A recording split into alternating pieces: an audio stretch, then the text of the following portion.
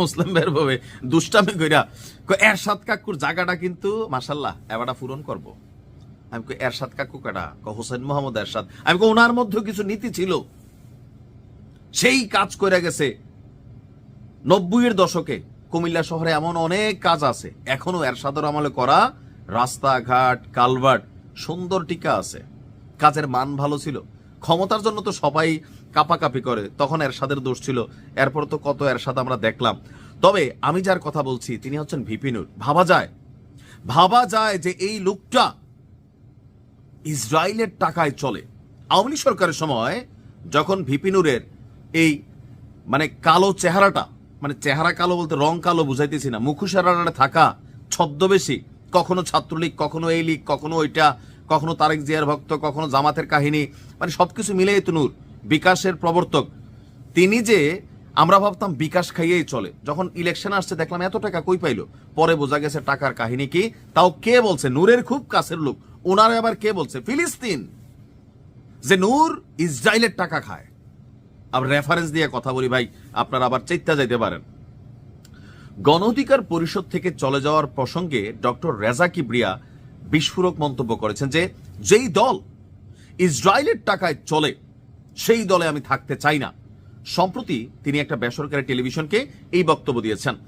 তো বিভিন্ন সময়ে তিনি কেন দল বদলান রেজা কিবরিয়া, তিনিও আরেক মনে করলেন যে রঙ্গিলা মাছ। তো তিনি বলছেন যে আমি গণফোরামে ছিলাম, এটা ঠিক, কিন্তু ওখানে বিভিন্ন কোন্দল হচ্ছিল, এটা নিয়ে আমি সেখান থেকে সরে আসছি। আর গণ অধিকার পরিষদের তার বক্তব্য যে গণ অধিকার পরিষদ থেকে জাফরুল্লাহ চৌধুরী সাহেবের কথায় ডক্টর জাফরুল্লাহ চৌধুরীকে সম্মান করতাম।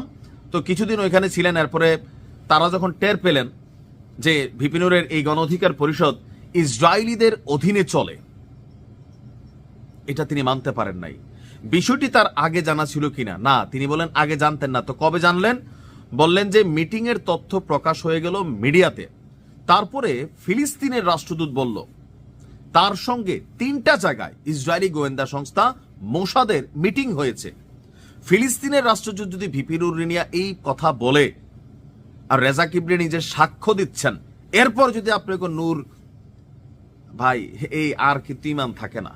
রেজা কিবরিয়া বলল আমি ভাবতাম তিনিও দলবদলবাজ, তিনিও বলতে পারেন, কিন্তু যখন ফিলিস্তিনের রাষ্ট্রদূতের প্রসঙ্গ তিনি আইনা বললেন 3টা জায়গায় মোসাদের সাথে ভিপি নূর মিটিং করছে।